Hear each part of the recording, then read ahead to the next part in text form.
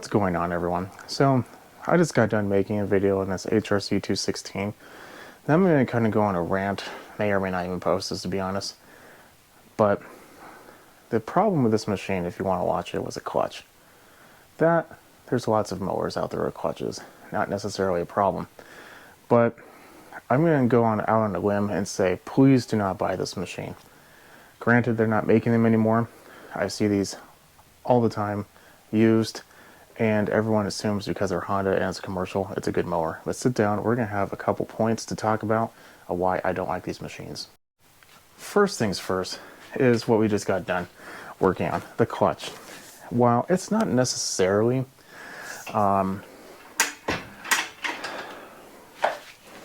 horrible clutch, it is very difficult to actually get working. Now, what I mean by that is, if you have problems, just disassembling a clutch is going to be kind of annoying and difficult. So the ease of working on this by yourself isn't really there. If you've done it before, obviously you can. Pretty much anyone with a mild sense of mechanical ability probably could do it.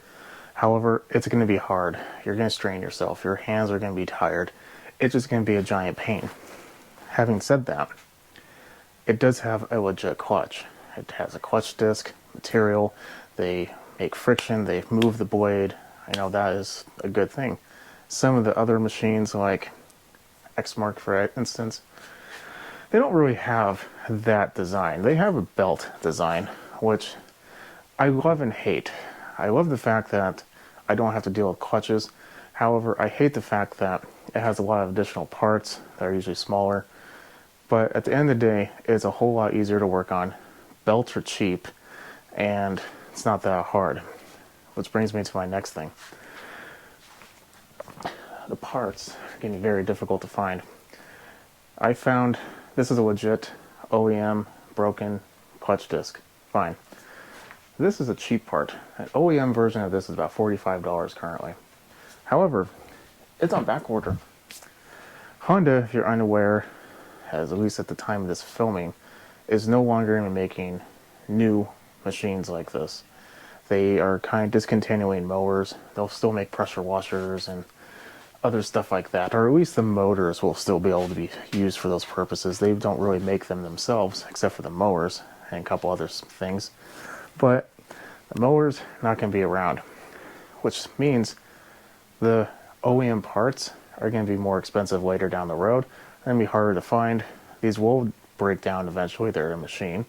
So it's going to be a very expensive endeavor to fix this with OEM parts.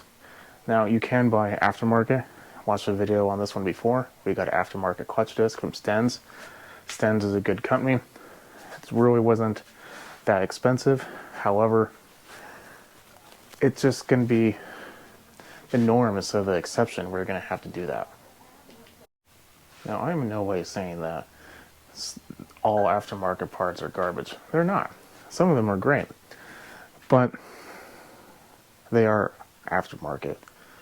You really kind of go through like a hit or miss, and when you buy an OEM part, you know it's going to be good because that's what it came with.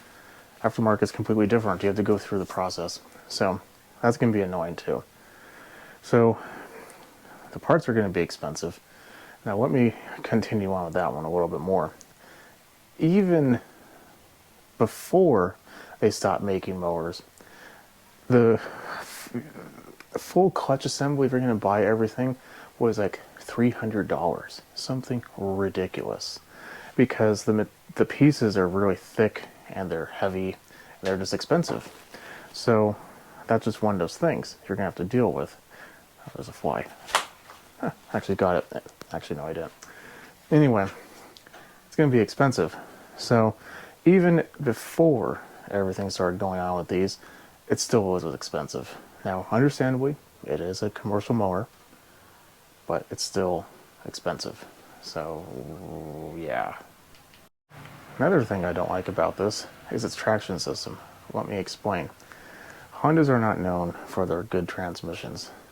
I mean, they do well, they do fine, I guess, but they're not like super robust. I've replaced a few. In fact, I am going to be making a video on the homeowner version of this where I have to replace the transmission. It happens. It happens to all machines though, so that's not really a negative. The negative on this one is a lot of those transmissions require a belt. Now, I'm not Mr. Belt, but I'm saying is belts are cheap and they're easy. They have built-in redundancies just by the way that they're designed, and the fact that if you do something you're not supposed to, a belt will slip, a belt will get hot, a belt will break. And like I said, belts are cheap.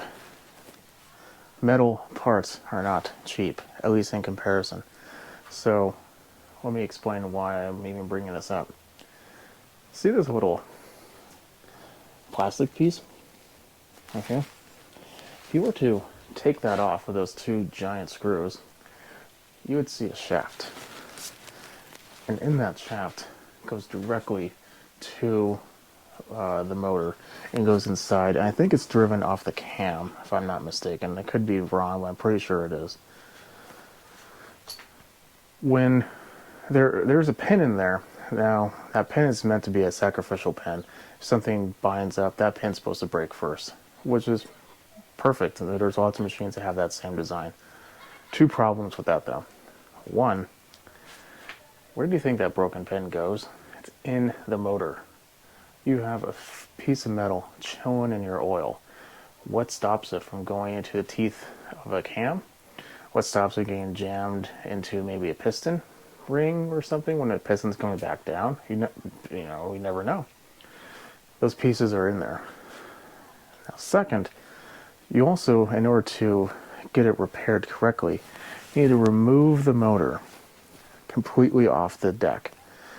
Open said motor, which is going to require, gaskets. It's going to require a lot of time, changing the oil, all that nonsense. Then you have to open it up, find those pieces, which they're not always easy to find. And to be honest, you'll try to put the pieces together, but if they're like in 4 or 5 different pieces, maybe there's like a speck you didn't see, and that's still not a good idea to have that type of metal in there. But the time alone to do that is just ridiculous.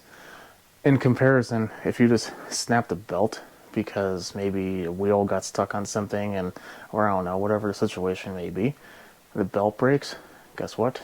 You go to the same store that you have to replace that clip, buy a belt instead, tip this bad boy over, take a shield off or two, put the belt on, tip it back over, plug the spark plug back in, maybe let it sit for a moment, kind of let everything go back to its normal level, turn it back on, and boom, you're up and running again.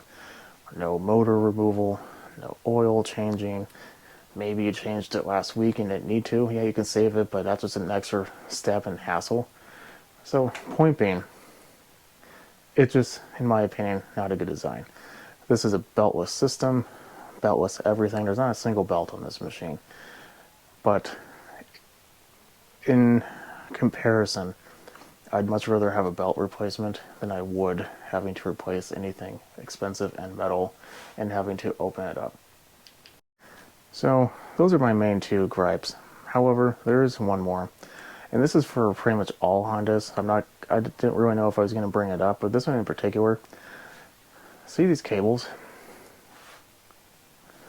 There's 1, 2, and 3. Do you know how expensive those can get? As of filming right now, the 2 cables you see going inside there, it kind of controls the speed as well as the engagement of the drive, is, if you're going to buy both of them, over $100. They're quite expensive because they're older and they're hard to find, which is another thing. Every single time I have to try to find anything, I have to order it. My local supplier never has it in stock. I don't know if that's because there's a lot of them or they just don't carry them very often. I don't really know, but nowhere around me carries them. And if they do, it's like an hour-and-a-half drive. I'm not going to do that. So, cables on Hondas, for whatever reason, they assume they're just like worth their weight in gold, and they just make them like super expensive. Sorry for the noise, but it's crazy. It's ridiculous, and I don't like it. In addition to that, the drive system they have, like for the gearing and the wheels, I cannot tell you how many of these wheels I've had to replace. Want to know how many wheels I've replaced on the X Mark? I'll let you sit there and wait. it's at least a quarter. I've only maybe had to replace the wheels on the X-Mark maybe a half a dozen times. I have 4 sets of these drive wheels chilling in a shelf because I inevitably will be using them within the next couple months. It's just what happens. These tires or wheels or tread just burn out. I don't know what's going on, but they've always been that way. I've kept a healthy selection of them for that exact reason. And no, it's not what you're thinking. It's not because it's non-OEM. OEM ones do the exact same thing. I know maybe yours lasted 25 years and it looks like the day you bought it. I'm saying this majority of the ones I see though needs new wheels. And even if the tread's not going bad on it, it just chews up the gears. I don't like anything about this drive. This whole drive system just needs to be revamped, which is probably why newer ones, it is. It's a much better idea, the newer design.